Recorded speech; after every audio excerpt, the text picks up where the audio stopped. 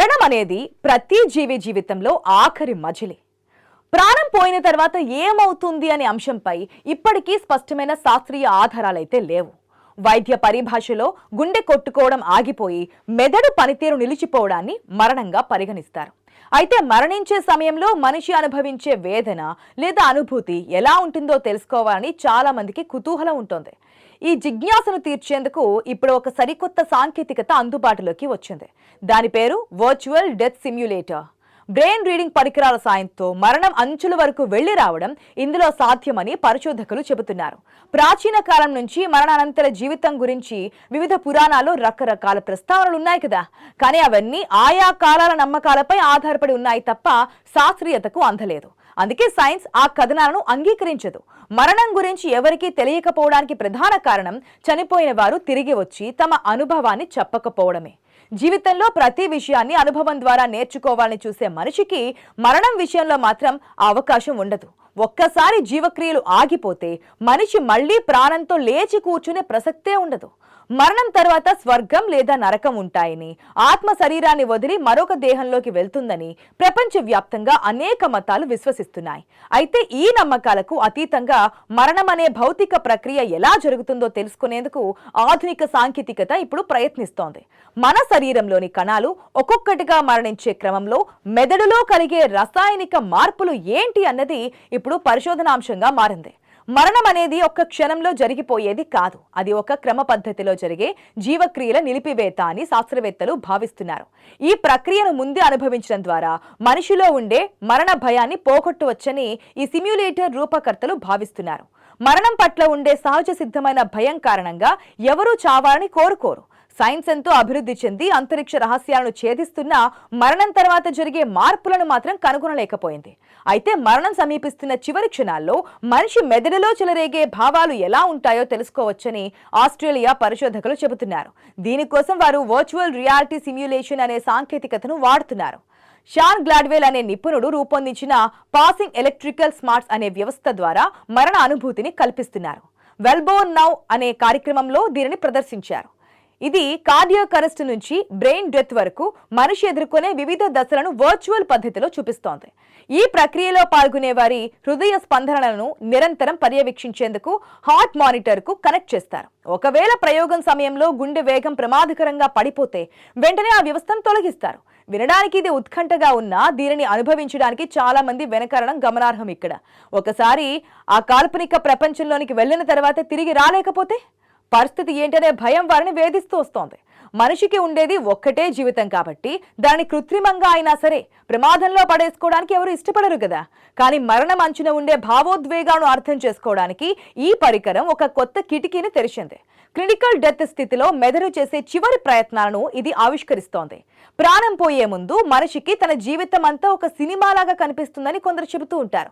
ఆ స్థితిని ఈ వర్చువల్ రియాలిటీ ద్వారా సృష్టించేందుకు ప్రయత్నం జరుగుతోంది. ఇది కేవలం ఒక ప్రయోగం మాత్రమే కాదు, మరణం అనే అనివార్యమైన సత్యం పట్ల మానసిక సిద్ధతను కల్పించే ఒక సాధనంగా దీనిని కొందరు విశ్లేషిస్తున్నారు. మరణం గురించి ఆధునిక సైన్స్ చెబుతున్న విషయాల కంటే పురాణాల ద్వారా ప్రచారంలో ఉన్న అంశాలే ప్రజల్లో ఎక్కువగా ఉన్నాయి.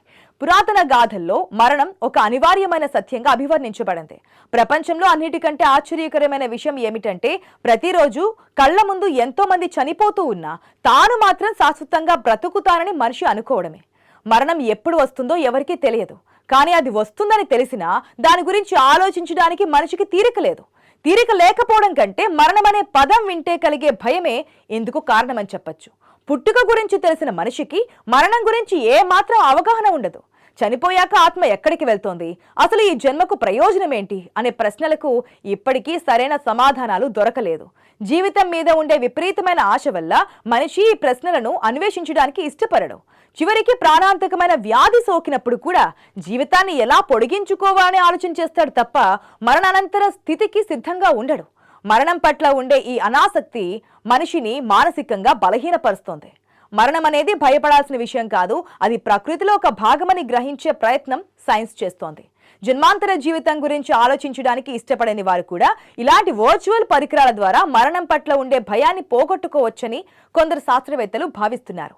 అంటే మరణాన్ని ఒక అనుభవంగా చూడడం వల్ల దాని పట్ల ఉండే అపోహలు తొలగిపోతాయని వారి వాదన.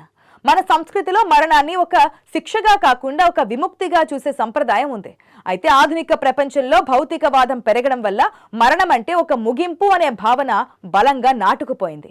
ఈ భావనను మార్చడం ద్వారానే మనిషి ప్రశాంతంగా జీవించగలుగుతాడు. నిజానికి మనిషి తల్లి గర్భంలో పడిన క్షణం నుంచే మరణం వైపు ప్రయాణం మొదలవుతూ ఉంటుంది. ఆయుషులో గడిచే ప్రతి క్షణం మనిషిని చివరి మజిలీకి చేరువ చేస్తూ ఉంటుంది. మరణానంతర జీవితం గురించి కొన్ని మతాలు భయపెట్టే విధంగా బోధిస్తుంటే, వేదాలు మాత్రం దానిని ఒక సహజ ప్రక్రియగా వివరిస్తున్నాయి. భౌతిక సుఖాల కోసమే ప్రాకులాడేవారు మరణాన్ని చూసి ఎక్కువగా భయపడతారు. కానీ జీవితం ఎంత సహజమో మరణం కూడా అంతే సహజమని గ్రహించిన వారికి అతిపెద్ద సమస్యగా అనిపించదు. ఆత్మ అనేది నిత్యమని, దానికి మరణం లేదని హిందూ ధర్మం గాఢంగా విశ్వసిస్తోంది. భగవద్గీతలో చెప్పినట్లుగా మరణం అంటే పాత వస్త్రాలను వదిలి కొత్త వస్త్రాలను ధరించడం వంటిదే.